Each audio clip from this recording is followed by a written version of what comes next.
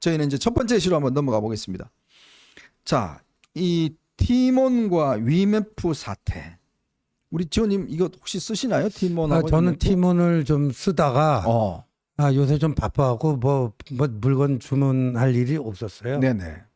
다행입니다. 그나마 좀 개인적으로 다행인데 이게 중국계 뭐 자본이라는 건 알고 있었는데 뭐 상당히 뭐 저렴하고 배송도 빠르고 그래서 그냥 괜찮다 싶었는데 이런 허점이 있었구나 하는 거를 알았습니다. 근데 여하튼 그 한동훈 대표가 취임하고 나서 첫 번째 이제 이 페이스북 메시지죠. 네.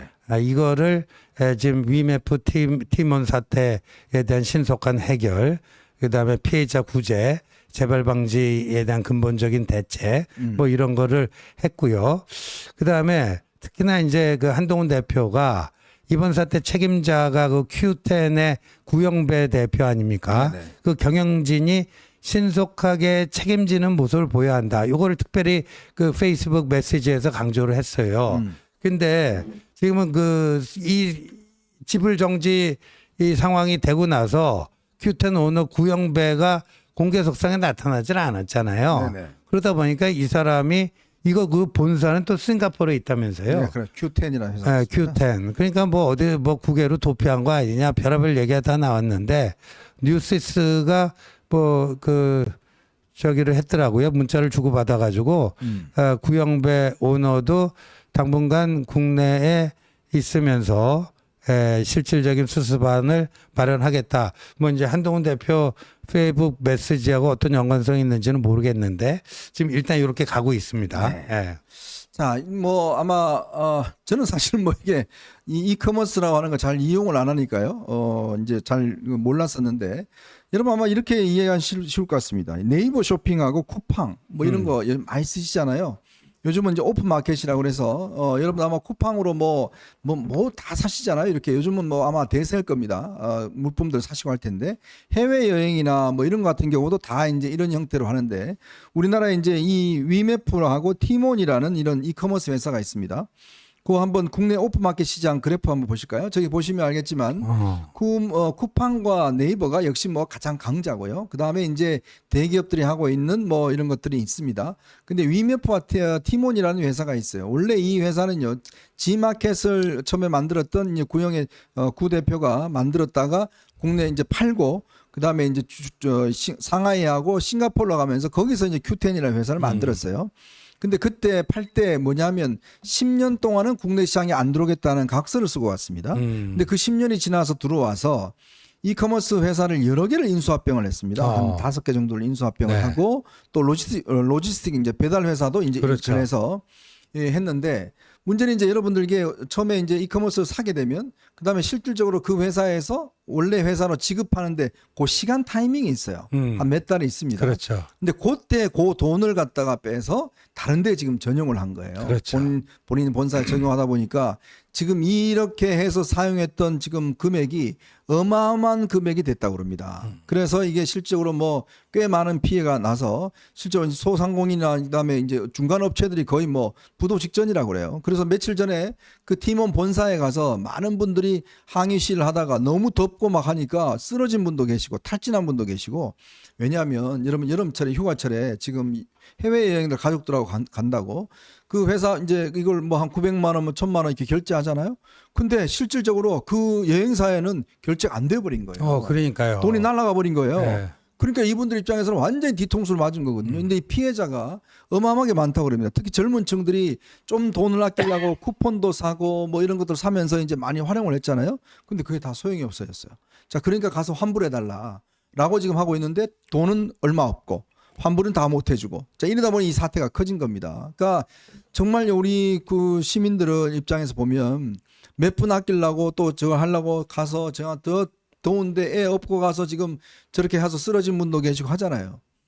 그러면 이런 문제를 누가 해결해야 되겠습니까? 결국은 물론 업체의 어떤 간의 문제니까 하겠지만 그러나 국가 공권력이 개입할 수밖에 없습니다. 그럼요. 공정거래위나 금감원이나 개입할 수밖에 없는데 소비자 보호원 그렇죠. 뭐 이런 데가 다 총체적으로 다 개입을 해야 되고 정치권도 이건 뭐 내 문제 아니다 이렇게 손 놓고 있을 수가 없는 거죠. 네. 예.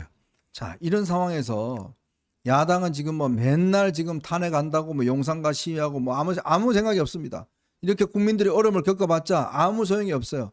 아무 생각이 없습니다. 자, 이런 상황에서 지금 한동훈 대표가 본인 지금 직접 이 글을 올렸지 않습니까? 올린 이유는 뭐냐면 진짜 이 여당이 해야 될 역할인 게 바로 이런 역할이다. 그렇습니다. 이게 국민들이 어떤 어려움을 겪고 있고 어떤 문제가 생기면 정치권, 특히 여당, 집권 여당이 개입을 해서 문제를 빨리 해결해 나가는 거, 이게 굉장히 중요한 문제거든요. 그렇죠. 그래서 이 문제를 지금 공식적으로 제기를 한 겁니다. 네. 이게 예전에 그 집권 여당의 스탠스하고는 많이 다르잖아요. 그럼요. 그러니까 이제 한동훈 대표의 어떤 그 취임 일성이 국민 눈높이 아니겠습니까? 네. 예, 국민 눈높이에 맞춰서 민심에 최대한 빠르게 반응하자. 이거 아닙니까? 저렇게 적지 않은 사람들이 이 무더위에 지쳐 쓰러질 정도로 저렇게 애타가면서 저렇게 하고 있는데 나 몰라라 하면 그게 정치인의 어떤 모습이 아니죠. 그리고 집권 여당의 책임 있는 자세가 아니고, 그래서 일단 한동훈 대표가 그 개인 그 페이스북에 올렸습니다만, 요거는요 집권 여당에서 일단 이게 금융 그다음에 이커머스 이런 게 이제 국회 정무위 소관입니다. 그 정무위 소관. 국회 정무위 소관이다 보니까 거기서 이제 주로 다룰 테지만 그 당내 정무위 사람들을 중심으로 해서 TF팀을 좀 구성한다든가, 그 다음에 이제 정부 측의 금감원이라든가 소비자 보호원이라든가 이런 데하고 좀 연계를 해서 말이죠. 여당의 이점이 뭡니까? 그런 거를 당정 협의를 신속하게 개최하고 네. 솔루션을 바로바로 내놓을 수 있다. 이거 아닌가 싶습니다. 자, 지금 이제 이커머스 업계가 이제 이게 TMF 사태로 지금 굉장히 위기와 또 피해자들이 많아 속출하고 있습니다. 여기에다가요, 저도 개인적으로 지금 좀 심각하다 생각이 드는 게 최근에 집값이 심상치 않습니다. 지금요, 집값이 지금 연일 지금 오르고 있습니다. 지금 서울시 집값만 하더라도요, 지금 18주째 지금 집값이 오르고 있습니다. 지금 이 집값, 지금 표를 보시면 알겠지만 지금 집값이 지금 굉장히 올라가고 있는데요. 이게 이제 그런 현상이 있습니다. 지금 현재 집값이 올라가는 걸 일단 공급 면에서 문제가 있고 또 금융 면에서 문제가 있고요. 그 다음에 이제 요즘 자재값 이런 것들이 엄청나게 올라가면서 맞습니다. 실제로 재건축 이런 것들 재개발 이런 것들이 지금 거의 중단 상태예요. 왜냐하면 지금 자재가 인건비가 워낙 많이 들다 보니까 지금 추가로 지금 들어가야 될 돈이 많거든요. 네. 그러니까 이게 지금 자칫 공사가 지연이 되면 한 2, 3년 뒤에는 심각한 공급 부족 현상이 나타날 것 같습니다. 그리고 또 요새 그 젊은 층이 또 이렇게 신규 주택 선호 현상이 좀 그전보다 더 도드라지는 것 같아요. 네. 그러다 보니까 이제 뭔가 요새 새로 생기는데 보니까요, 마포만 하더라도 그 신규 아파트인데요. 네. 그 평당 어제 4,500이 갔어요. 그러니까요. 마포가. 좀 큰일 났습니다. 이게 왜냐하면 여러분들 지금 우리 직장에 다니는 직장인들이 정말 결혼해서 월급 받아서 이 집 30평짜리 하나 구할 수가 거의 없는 지경이에요. 그러니까요. 그리고 지난 우리가 문재인 정부를 경험했지 않습니까? 경험한 거 보면 결국에 집값 때문에 지금 여론이 완전히 뒤집어졌거든요. 그러니까 문재인은 항상 그렇게 이야기합니다. 집값 자신 있습니다. 걱정하지 마세요. 안정돼 가고 있습니다. 이렇게 이야기를 했는데 결국 문재인 정부의 이 집값 이게 26번 정책을 했지만 결국 실패를 했죠. 왜냐? 공급을 일단 안 한 겁니다. 그 공급을 하지 않고 마치 어떤 국민들의 욕망, 즉 새로운 집을 원하고 있다는 욕망에 대해서 무시를 했습니다. 자, 그러다 보니 또 거기에다가 이 정책적으로 이게 문재인이 실패를 하다 보니까 제대로 상황을 알지를 못했어요.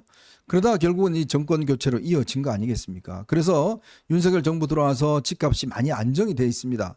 돼 왔는데 근데 최근에 보면 이 점점 이제 집값이 상승하는 기류가 나타나고 있는 것 같습니다. 제가 전문가가 아니기 때문에 정확한 어떤 원인 진단은 하긴 어렵지만 어쨌건 집값이 상승하고 있다는 것은 이게 민심에 굉장히 영향을 많이 미칩니다. 사실 우리 국민들이 정치권에 바라는 거는 내가 정당하게 일해서 벌은 돈 가지고 내 집 좀 마련하고 우리 애들 교육 좀 잘 시키고 그리고 병원 좀 자주 가게 하고 이런 것들을 지금 바라고 있는 거거든요. 그렇죠. 그거를 만족시켜야지만이 집권 여당이 이길 수가 있습니다. 근데 지금 이 문제를 우리가 놓치게 되면 나중에는 해결할 수 없는 상황으로까지 이어질 수밖에 없어요. 맞습니다. 그래서 지금 예, 물가도 이제 관리를 해야 되고 물가 안정도 기해야 되는데 일각에서는 뭐 좀 지금 예, 자영업자 소상공인들 네. 예, 뭐죠 대출금 그 원리금 상환 부담이 워낙 크다 보니까 네. 선제적으로 금리를 좀 인하해서 음. 그 상환금 부담을 좀 줄이면 좋지 않겠느냐. 네. 그럼 금리 인하를 하자. 뭐 이런 거 있는데 지금 바로 지금 현종님이 얘기한 서울 집값이 다시 들썩거리는데 네. 이때 금리 인하면 안 되거든요. 그래서 굉장히 지금 이 민생 경제에 여러 가지 현안을 두고 굉장히 섬세하게 지금 다가가야 되는 그런 순간인 것 같습니다. 우리 지원님도 이제 경제 쪽 전문가시니까 이런 부분 잘 아실 텐데 어쨌건 이렇게 되면 제일 중요한 게 이제 여당의 정책 기능입니다. 그렇죠. 여당이 정책의 어떤 주도권, 정책의 어떤 민심을 잘할 수 있는 기능 이런 것들을 좀 가지고 해야 되는 거. 저는 한동훈 체제의 가장 핵심은 거기 있다고 봅니다. 한동훈 체제가 성공하느냐 실패하느냐의 가장 중요한 그 포인트는 바로 이 국민들이 정말 필요로 하는 정책의 문제가 아니고요. 정말 필요로 하는 이 정책적인 문제. 이거를 실질적으로 좀 이끌어갈 수 있는 이런 능력, 순발력, 이런 것들, 집행력, 이런 것들이 있어야지만 이 국민들이 역시 집권 여당이 다르구나. 라는 부분들을 느낄 수가 있는 거거든요. 그렇죠. 자, 그런 면에서 다시 이제 이런 논의가 갑니다만은 정책위 의장의 역할이 저는 굉장히 중요하다. 엄청 중요하죠. 네. 예. 이게 원래는 이제 여러분 다 아시다시피 정책위 의장은 원내대표하고 러닝메이트를 해갖고 원내대표가 선출될 때 같이 러닝메이트로 선출이 됐었습니다. 그러던 게 이제 제도가 좀 바뀌었어요. 박상수 변호사 글 한번 올려주실까요, 네. 감독님? 오늘 그 박상수 변호사가 페이스북에 아주 네, 잘 잘 썼더라고요. 정리해놨어요. 예, 잘 썼는데 그래서 그 의원총회에서 선출되던 것이 이제 바뀐 거죠. 2021년 4월 달에 바뀌었다고 그러네요. 네, 그러네요. 그래가지고 그때 이제 당시 사무총장이 정양석 총장인데 당원 당규를 이렇게 바꾸겠다. 그래서 정책위 의장은 당 대표가 원내 대표와 협의하여 그 의원총회 추인을 거쳐서 임명한다. 네. 이렇게 이제 바꾼 겁니다. 그러니까 당 대표 임명직으로 바뀐 거예요. 네. 그 전에는 정책위 의장이 원내대표와 동일하게 원내대표 러닝메이트니까 선출직이었죠. 그렇죠. 의원총회에서 선출되는 선출직이었는데 이제 임명직으로 바뀐 거예요. 근데 바뀌고 나서 이제까지 여러 명의 정책위 의장이 있었는데 이 지도부가 교체될 때마다 그때 다 그 사표를 다 냈어요. 네, 냈죠. 예를 들면 김기현 1기, 2기 두 명의 정책위 의장이 있었는데 네. 두 번째 정책위 의장 강서구청장 재보궐선거 패배 이후에 김기현 2기 체제를 구축하지 않았습니까? 박대출, 유이동 이렇게 그렇죠. 됐죠. 그러니까 네. 박대출 그분이 강서구청장 그때 일괄 사표를 다 냈잖아요. 네네. 이철규 사무총장부터 시작해갖고 그 냈는데 그 사표를 김기현 대표가 수리를 하고 2기 정책위 의장을 유이동 의원으로 했단 말이에요. 맞아요. 근데 김기현 체제가 또 무너졌죠. 무너지면서 한동훈 비대위 체제가 들어서면서 또 뭐 다른 사람들이 다 냈어요. 그러니까 네. 유이동 정책위 의장도 냈어요. 네. 근데 당시 한동훈 비대위원장이 유이동 비대위원장, 정책위 의장 그냥 있어라 하고 유임을 유임했죠. 했어요. 네. 그거는 한동훈 비대위원장의 선택으로 유임이 된 겁니다. 그렇죠. 그리고 나서 이 또 한동훈 비대위가 끝나니까 유이동 정책위 의장이 사표를 냈고 네. 황우려 그 신임 비대위원장이 사표를 수리하고 지금의 정정식 의장을 임명한 거 아니에요. 맞습니다. 그러니까 지금 정정식 의장은 황우려 비대위원장이 임명한 임명직이에요. 네. 그렇다면 이제까지의 관례를 보면 신임 한동훈 대표 체제가 들어왔으면 일단 사의 표명하는 게 이제까지의 관례에 맞는 것이죠. 순서죠. 네. 바로 그겁니다. 그러니까 제가 문제 제기하는 게 그겁니다. 그러니까 뭐 정점식 의장이 유임하건 뭘 하건 간에 뭐 그거는 뭐 저는 별 문제라고 치고 딴 문제라고 치고 지금 중요한 것은 자 보십시오. 모든 당의 가장 중요한 최고의 결정권은 어디가 있습니까? 바로 전당대회입니다. 전당대회에서 63%라는 압도적인 지지로 한동훈 대표가 당선이 됐어요. 그렇다면 이거는 이 당원과 국민들이 한동훈 대표에게 자, 당신이 책임을 지고 여당을 좀 바꿔내라 나는 지금 명령을 내는 거 아니겠습니까? 그렇다면 모든 인사권 할 수 있는 거 이거는 사실은 한동훈 대표가 위임을 받아서 당원들에 받아서 행사하는 겁니다. 원내 대표야 뭐 당연히 이제 의원들이 뽑는 거니까 그거는 한동훈 대표가 뭐라고 할 수 없는 겁니다. 그렇지만 한동훈 대표가 할 수 있는 권한을 가진 것 속에서는 분명히 그런 인사권을 행사해야 되는 거거든요. 예. 그래야 또 책임을 지지 않습니까? 그렇죠. 아니 본인이 해서 뭔가 이뤄내고 뭐 못 이뤄내면 그에 따라 당원들이 책임을 져야 되는 거 아니겠어요? 자, 그런데 지금이 바뀌었는데 지금 이 시간 현재까지 사의를 표명한다는 사람이 없어요. 그리고 정점식 의장은 뭐 인터뷰에서 뭐라고 그랬냐면 이거 임기가 1년으로 돼 있다. 나는 임기를 지키고 싶다. 이렇게 이야기를 한 겁니다. 아니 지금 아까 우리가 좀 전에 박상수 변호사 글 소개시켜 드렸지만 지금 정책위 의장은 원내대표와 그 파트너가 아닙니다. 당대표가 지명을 하는 거예요. 그러면 본인이 기본적으로 이 당원들의 뜻, 전당대회의 의지 뜻을 받아들인다 그러면 당연히 사표를 내야죠. 그래야지만이 지금 한동훈 대표가 인사를 할 거 아니겠습니까? 그렇죠. 판을 새로 살 거 아니겠습니까? 근데 지금까지 사표도 안 내요? 그럼 이게 뭡니까? 나는 임기가 있다? 무슨 임기요? 누가 임기를 줬는데? 아니 지금 본인이 법조인이잖아요. 본인이 법조인이면 그 임기 누가 줬는데요? 이미 황우여 비대위 체제는 끝이 났습니다. 자기한테 임기를 준. 지금 새로운 전당대회를 통해서 새로운 대표가 나왔어요. 그러면 그 임기는 다시 한동훈 대표 체제에서 다시 시작되는 겁니다. 그러면 위임을 하든 새로 임명을 하든 그건 한동훈 대표에게 책임을 맡겨야 될 거 아니겠습니까? 그러니까요. 그래서 저는 이렇게 생각해요.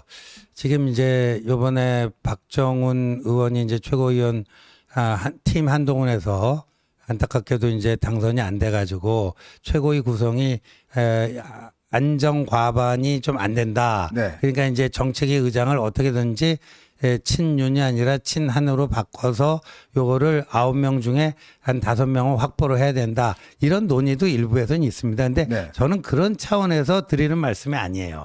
그런 차원에서 드리는 말씀이 아니고 그리고 분명히 한동훈 대표가 얘기했듯이 앞으로 친한인의 친윤인의 그런 거 없다. 네. 오로지 나는 그 능력, 유능함, 그다음 민심에 빨리 반응하는 그 기민함, 네. 뭐 이런 걸 가지고 사람 판단할 것이고 그렇다면은 지금 이런 우리 현정님도 이전에 어벤져스도 얘기했지만 정점식 의장은 검사 출신이에요. 네, 맞아요. 검사 출신이다 보니까 이런 지금 뭐 위메프 팀원 사태 이런 게 굉장히 좀 낯설 거라고요. 뭔지도 뭐 잘 모르고요. 낯설고 이거는 아무래도 이제 민생 이런 거를 늘상 해온 사람들, 네. 그런 사람들이 좀 적임자가 아닌가 생각이 되는데 여하튼 누가 적임자인가는 한동훈 대표의 판단에 맡기고 일단 이제까지의 관례에 입각해갖고 네. 일단 사의 표명하는 게 정치인의 도리라고 봐야 되겠죠.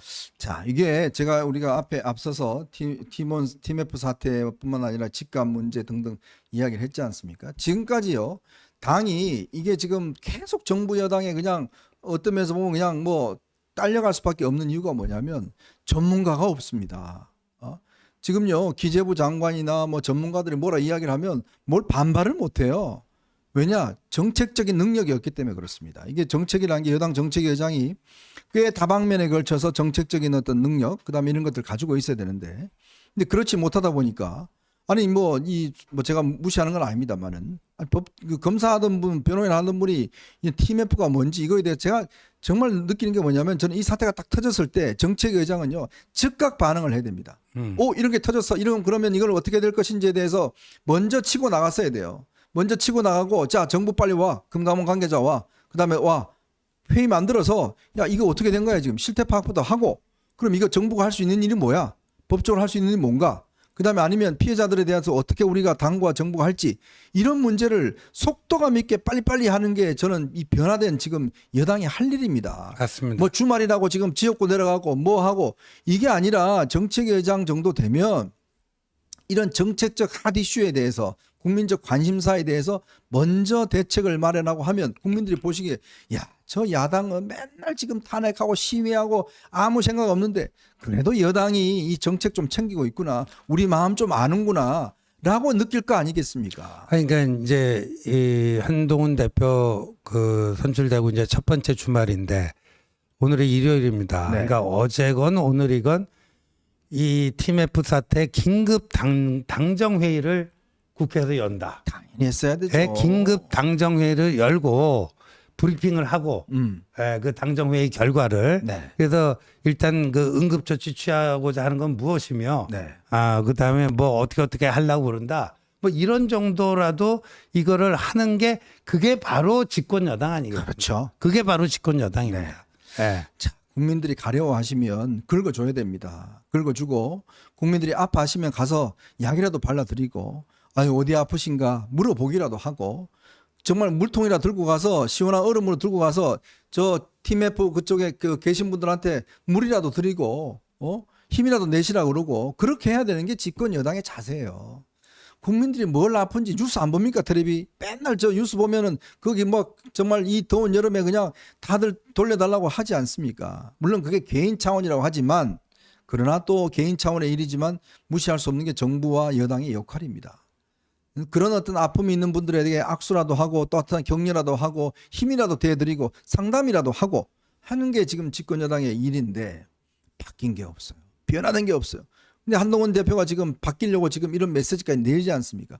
당 대표가 메시지 내기 전에 최소한 거기에 지금 뭐 정책위 부의장도 있고 뭐 많은데 뭐 하는 건지 모르겠습니다. 이런 분들이. 그렇죠. 예? 우리가 이렇게 막 목소리 높여서 해야 될 일입니까 이게? 뉴스 보면 생각이 안 나나요? 저 이야기 보면 내 문제다. 내가 해야 될 문제라고 생각이 안 드나요? 그러니까 그러니 저는 오히려 정말 이 경제 상황을 좀 잘 알고 이런 어떤 이 경제를 해보신 분들 당내 국회의원들 중에 있습니다. 자 그런 분들을 좀 발빠른 분들을 정책회장을 좀 맡겨서 이걸 좀 빨리빨리 해결하면 저는요 여론 지지도 올리는 거 일도 아니라고 봐요. 그럼요. 예. 그것만 몇 가지만 이제 딱딱 해 나갈 수 있다면요. 정말 이 당이 정쟁에만 몰입해가지고 허구한 날 이상한 싸움질이나 해야 되는 정당이 아니고 정말 국민을 바라보고 하는 그 민생 정당이구나 하는 거를요. 지금 저쪽 그 이재명 당이 저렇게 하면서 이제 민주주의가 이쪽에 있다라는 걸 갖고 올 수도 있는 엄청난 기회 요인이지만요. 네. 또 한편 지금 이런 민생 문제 있잖아요. 네.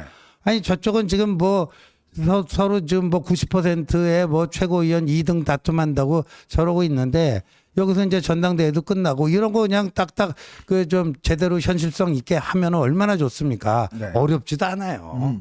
이게 어려운 문제가 아닙니다. 예.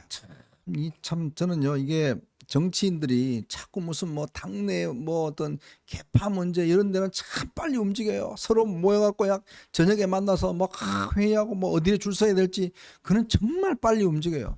근데 진작 정말 국민들이 느끼고 있는 이런 어려운 문제, 나의 어떤 분노 이런 문제에 대해서는 왜 그렇게 늦게 대처하는지 모르겠어요. 우리가 답이 나오지 않습니까? 이재명 구속된다고 뭐 이재명 저 된다고 일이 잘 될 것 같습니까? 아니잖아요. 국민이 신뢰 보낼 것 같습니까? 아닙니다. 결국은 여당이 얼마나 국민들의 어떤 여론과 국민들의 삶에 민감한 거 이걸 해결하려고 하는 의지가 있느냐 거기에 따라서 이거는 국민들이 지지를 할 겁니다.